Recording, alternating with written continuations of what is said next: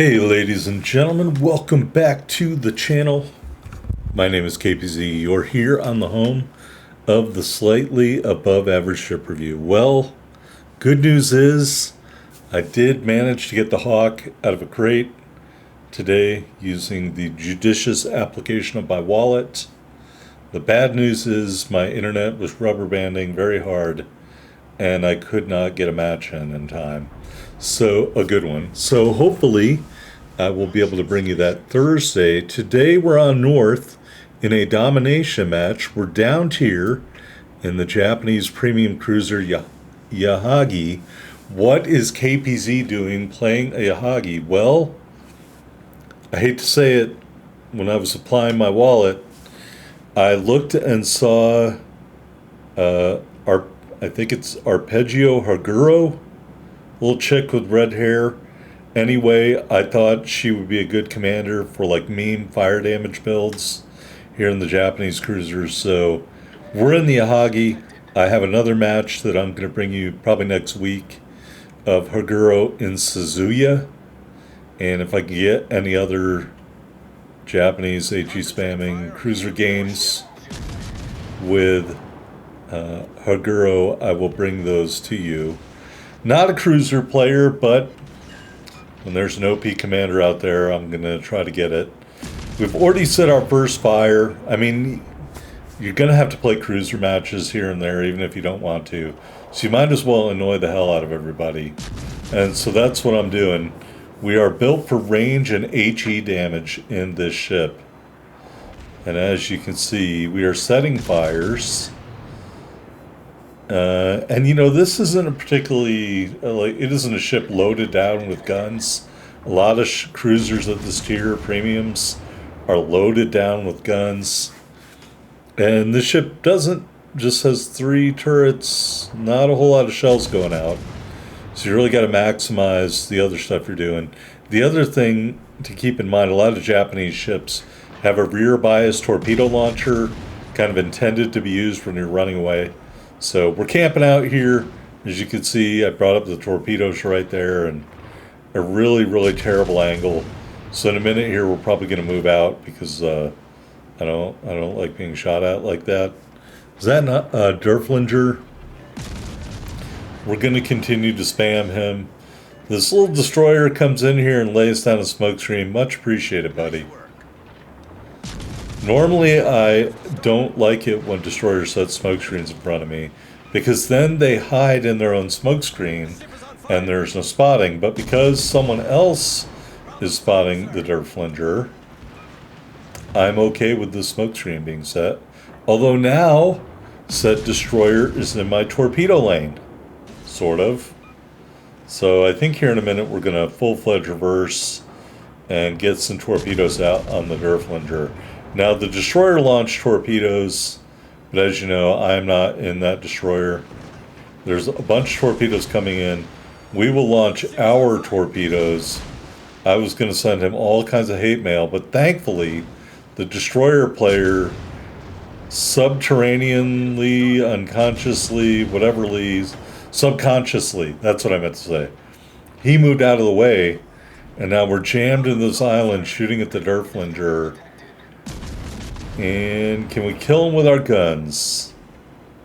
No, but we get him with a torpedo. All right, that looks like the first blood medal. That is how you do it, sort of, I guess. All right, so like I said, we constructed our ship to emphasize HE damage and a little bit of the main battery range, so we're doing that. We're moving out. We're trying to find targets. I am not going to hold my breath on getting all the targets I want. But we're going to shoot at that emerald out there. Sorry, they're building something outside, so if you hear heavy equipment noises, that's not my doing. As you know, I have trashy internet, and I'm hoping to rectify that sooner or later. I almost bought a Nighthawk M1 and called up T-Mobile, but then I was like, that's not going to solve my problem. My problem is, yes, I do rubber band a lot playing the games now that I'm back at my Northern Command. But the other problem is I can record all the games I want, but if it takes 2.5 hours to upload them, so I may have to resort to quizzing Reddit as to how to get better internet connection. Obviously, that means paying for it myself. So, yeah, I don't know. I don't know. We'll see. I'm not opposed to paying for my own internet. I just want it to be working, you know. I thought we were going to be able to finish that guy off, and we failed. Keep that kill in the back of your pocket there. It would have been a kill pinch. That's okay. But just remember we missed out on that one. Now we're sizing up an Aoba, and we still got the HE loaded because, again, we're spec'd out for HE damage. Now, it looks like most of the ships are to the left of the Aoba, so really by going out here, yes, I am exposing myself to them. Hopefully they're shooting at other people. We're having a pretty good time farming the Aoba for damage. Gonna turn and get these rear buys torps out. And just checking around here, making sure I'm not about to get crushed by someone or something. Continuing to spam the high X at Aoba, set them on fire. And there's some more. And I just never understand the ships backing up. I mean, I do it occasionally when I'm near an island or something like that, but I would never be in the open water backing up. That doesn't make any sense at all to me. Why people continue to do this. And there, that guy, he's backing up. I just don't get this. But whatever. All right, the blue team is kicking the crap out of the red team. We're continuing in a non-impressive way to farm the Aoba for damage. We're not even doing a ton of damage. But I think he's let the torpedoes get too close in his backing maneuver, and we take him out. Second torpedo strike. So in a game where we're supposed to be talking about HE damage under my new specialty commander, we're killing people with torpedoes. All right, so there are 3 enemy ships left. We've only lost 3 of our ships. Here on the blue team, we're going bow on. Helps us dodge some incoming fire. Tactics. Combat tactics, Mr. Ryan. All right, there is an Emerald. He is also performing a backing maneuver, but at least the bow of his ship is pointed somewhat towards the enemies.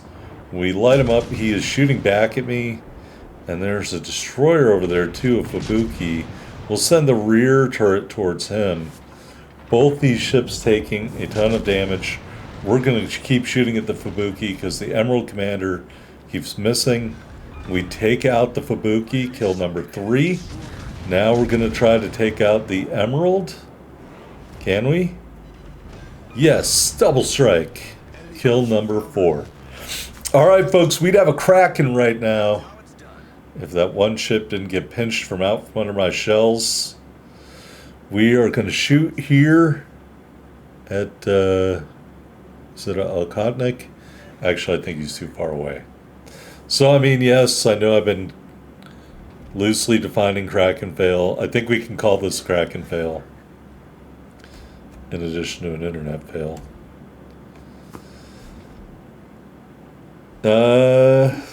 Can we get shots out? Yes, it is officially a Kraken attempt and a Kraken fail. All right. Here we are on the victory screen. First blood medal, double strike medal. We ended up with 53,716 total damage. 4 big kills. We set 7 fires. And we ended up with 235,419 silver, over 5,100 ship XP, over 5,400 commander XP in the Yahagi. And a little bit of oil. And there we are at the top of the board. 2 medals, 4 big kills, 1890 base XP. We had a good game from just about everybody on our team. You know, Somebody has the Nicholas already.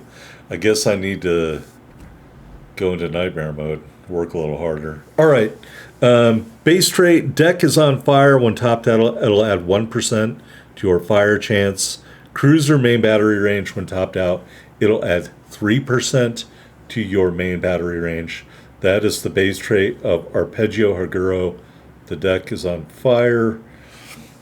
We inspired her with Nikolai Kuznetsov for more main battery range, and Andre Roux for HE shell damage. Beyond range in row 1. And we went to full speed ahead in row 2.